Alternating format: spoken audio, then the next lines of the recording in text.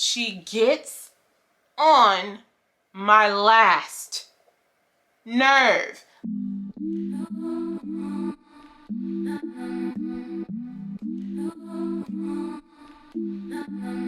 Hey, hi, hello, welcome back to my channel. It's your girl Portia. All my friends call me Porsh, so you could call me Porsh too. I make beauty, lifestyle, and random bachelor and bachelorette videos now on my channel. So with that being said, today we are doing a bachelor recap. So we are starting off with episode 2. Yeah, and it was a pretty dramatic, needless to say, episode. Kicking off the season real juicy like. So I am going to be doing my makeup while I am talking about everything that happened in the episode. So I hope you guys like it. On to the video. All right, you guys. So we are doing a whole nother get ready with me. I don't know if I'm going to do a get ready with me every single time that I do this video, but yeah, that's what we're doing today. A lot of stuff I use, it's gonna be linked down below because everything I use is like so repetitive that it's not even funny. I didn't really do video about the first episode because I kind of wanted to get what's the word, acquainted with everybody. So like I wanted to get acquainted with Matt, and then I definitely wanted to get acquainted with the girls and just see who is who and what's what. So that's why I am starting with episode 2. Now I already did my eyebrows, so don't have to worry about that. My eyebrows are already done.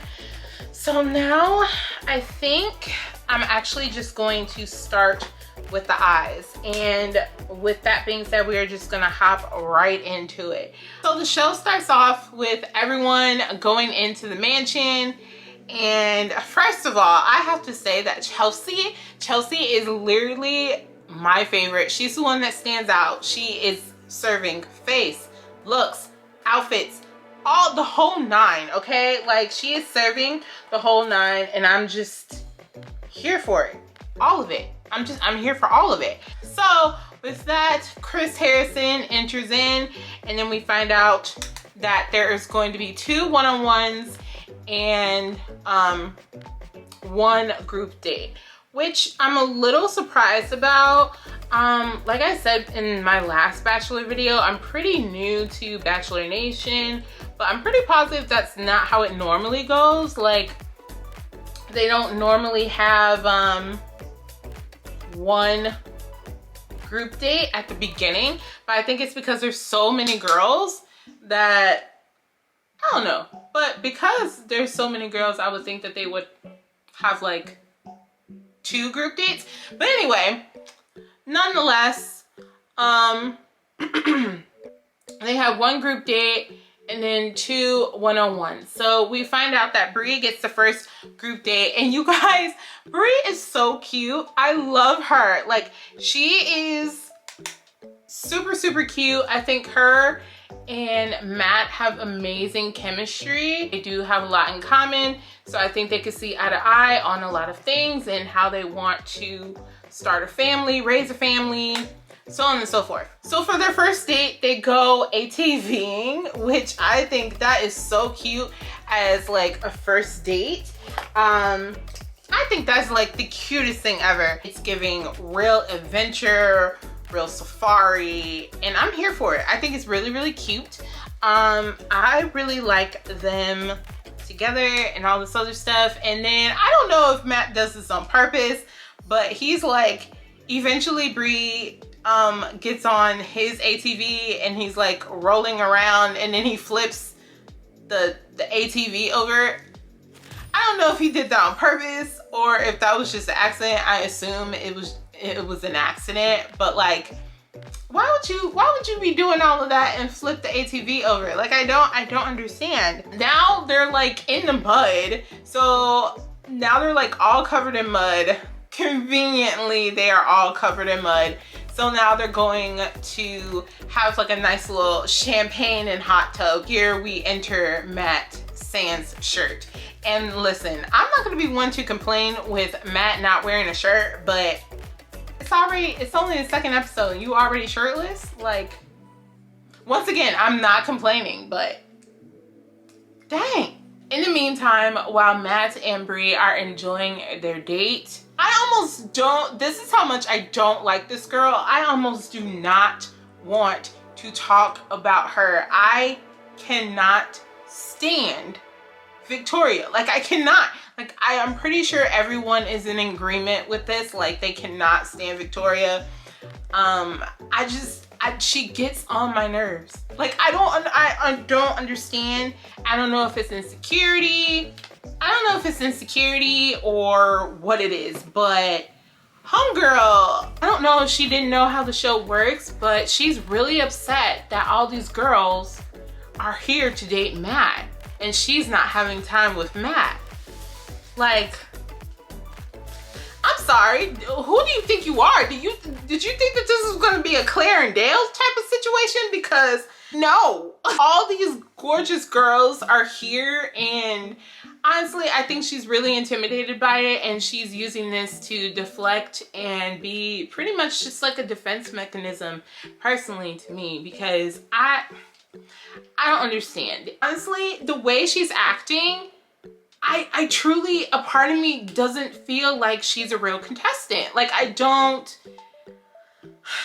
see it. I don't see it. I don't.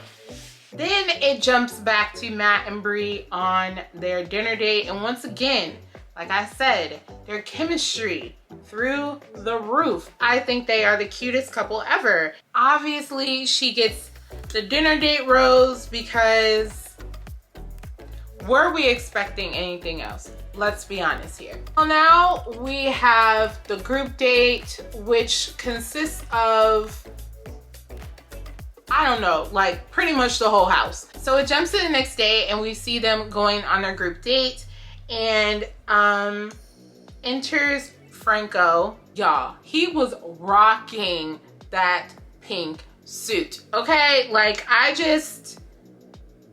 don't know. He was rocking it.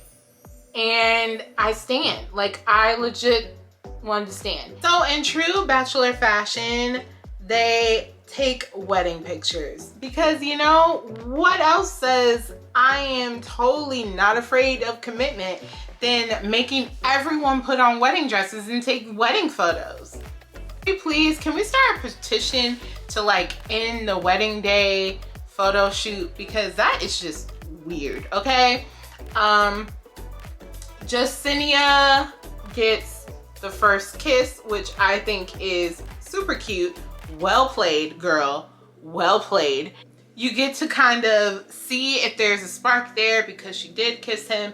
And second of all, you know, you kind of staked your claim right there. You know, that's a move. That's a real good move that nobody else can really get away with. Like, it'll just be like, okay, not everybody can stand up here and take a picture kissing him, nor do I really want to. So Yesenia,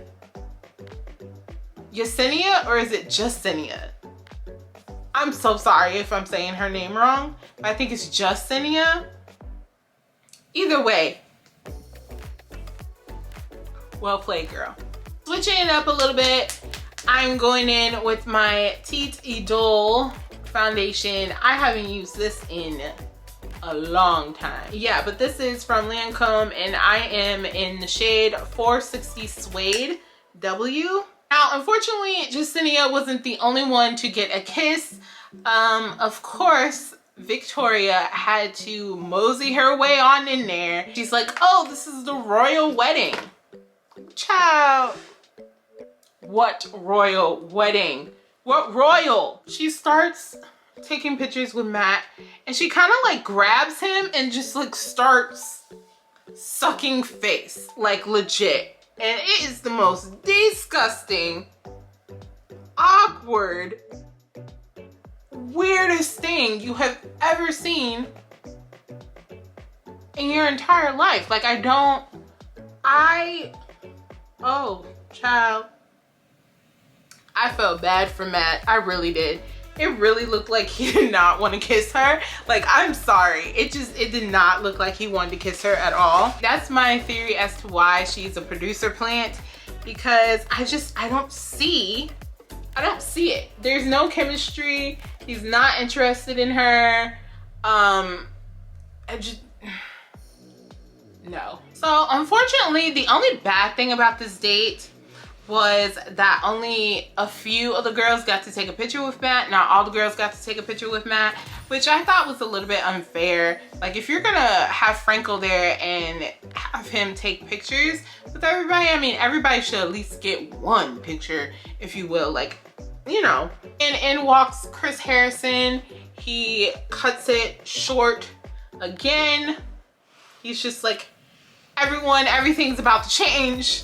I don't know if he actually said it that time, but he was definitely like, hey everyone. He proceeds to tell everyone that we are going to play a hybrid of dodge, flag, tag, football? Child, at this point, I do not know. I don't know. I don't know. So not only is it going to be tag, touch, football, dodge, whatever you want to call it, but they're going to be using paint. Did I forget to mention that they're still in wedding dresses? So these girls are just throwing paint at one another. It is complete and utter pandemonium. You know, there's bouquets flying, there's weave flying, paint everywhere. They have cake, like actual, like, I don't know if it's actual cake, but they have cake with cake frosting that's flying everywhere. Franco is taking pictures. I don't know why he's taking pictures, but he's taking pictures of all of it. And eventually, after everything is all said and done, I think MJ is the one who captures the heart. It's not a flag, it's a heart. So in true Bachelor fashion, her team, MJ's team, is the one that gets to have the dinner portion, like dinner group date with Matt, and then the other team has to walk home covered in paint in the woods. Primetime television, you guys. Primetime television. Rachel, who's on the other team, and if you're not familiar with who Rachel is, she's the one that looks like Rebecca Black. She's really upset with the fact that she didn't win. She thought she was going really hard and working really hard, and you know, she was really sad. And I mean, I don't really blame Rachel for being upset, because I would be upset too if I lost time with Matt and I had to walk home in a torn wedding dress covered in paint. With that being said, by the time they get home, there's already another date card, and we find out that Sarah gets the second one-on-one.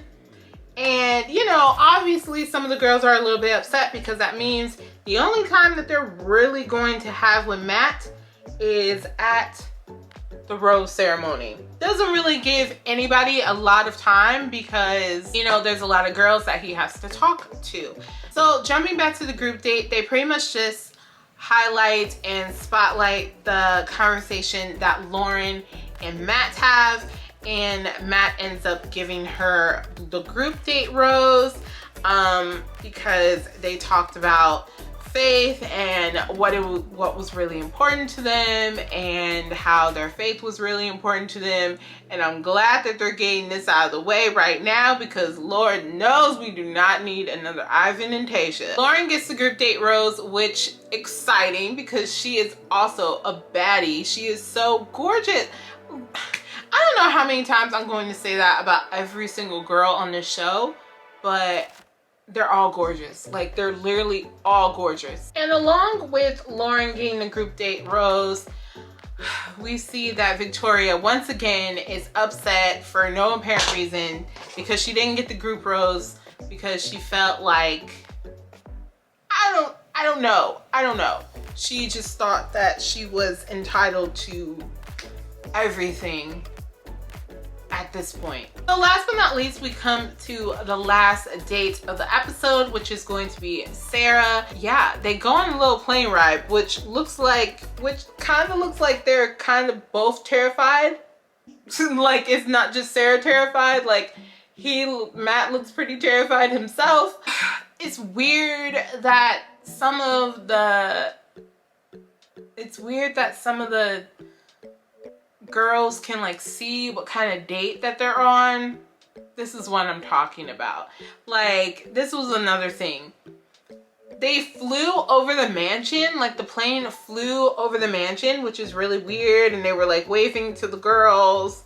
And I'm like, I don't want to see you on your date. Like, I'm sorry. Like, that's just messy. Messy. The producers are messy on this show. Like, I don't understand. So after they get off of that very dangerous and very old 1920s style plane ride, they go to a nice little picnic in the woods. I don't know what the Bachelor's deal is with the woods this season, but like, everything is taking place in the woods. Are you not surrounded by bears? Why is everything in the middle of the woods? This is creepy. This is giving like a Blair Witch Project. So from there, Matt is talking to Sarah and just trying to get more of a feel for what she wants and how her family dynamic was. And she seems a little reluctant to tell him about her family life, or just essentially just her relationship with her dad. Matt picks up on it and he's like, what's tea? Sarah actually reveals during the dinner that her father has ALS and that it is a life-changing, life-altering disease, and that his life expectancy is only 3 to 5 years, which he's already surpassed, so thank God for that. If you're not familiar with ALS, it's a pretty rare condition, but it's still pretty known out there. If you know, everybody was doing the ALS challenge like a few years ago, throwing a bucket of water on themselves. I don't know how that was supposed to change anything, but at least you got aware of it. She was just explaining how it was actually really hard for her to even decide to come onto the show, which mad props to her, because I don't know if I would be able to do that. If I had a parent that was going through that, I don't know if I would be able to go onto the show, but I'm pretty sure that she knew that she, you know, it's not just her. She does have her mother and her siblings. So I think she has siblings. I'm not entirely sure. I think she does, but I'm pretty sure she knows that he's in good hands. So she was slightly, at least a little bit comfortable about going on the show. And Matt is super sympathetic and really sweet about everything. Matt is a sweetheart. Let me tell you something. That man, he seems really like genuine. And the coolest thing for me is the fact that not only, I think he realizes that a lot of these girls are here for him, but he still gives them the consideration. And it's just like, what do you need from me to know that I am a good match for you? Even though you came on this show to be with me, what do I need to do to prove to you that I am a good match for you? I'm a good guy for you. Who does that? Who does that? A man does that. That's who. I personally think that is just the nicest, sexiest thing I've ever seen a man do. I'm here for it. 5 stars. 10 stars, actually. 10 stars. So now that all the dates are over and done with, now we are straight to the rose ceremony. A lot of the girls are uneasy about getting time with Matt because there's so many girls there, and there's a lot of girls that didn't get to see Matt at all this week, and they're like super nervous that they might be going home. It wouldn't be so bad if Matt had a chance to talk to all of the girls, but once again, he doesn't. Why? Because drama. I don't know if this is just Victoria's way of trying to get rid of the girls one by one, but she proceeds to tell Matt that Marilyn has been bullying her and all the girls in the house have been bullying her. All right, you guys, I don't know what exactly happened with my camera, but it overheated and then my battery died. So I just finished the rest of my face off camera. But yeah, like I was saying, Victoria started a whole bunch of drama with Marilyn. I don't understand why. She was saying that she was bullying her, and then she proceeded to say that the whole house was bullying her, which Matt took very, very seriously, as he should. He didn't think that that was really cool, so he confronted Marilyn, and Marilyn spoke her piece, and she said that it wasn't true, that she was making it all up. But I mean, in Matt's situation, what do you honestly expect him to think or do? And then when Marilyn tries to like hash out the situation, Victoria is just very dismissive and just rude, and she starts talking about oil and vinegar.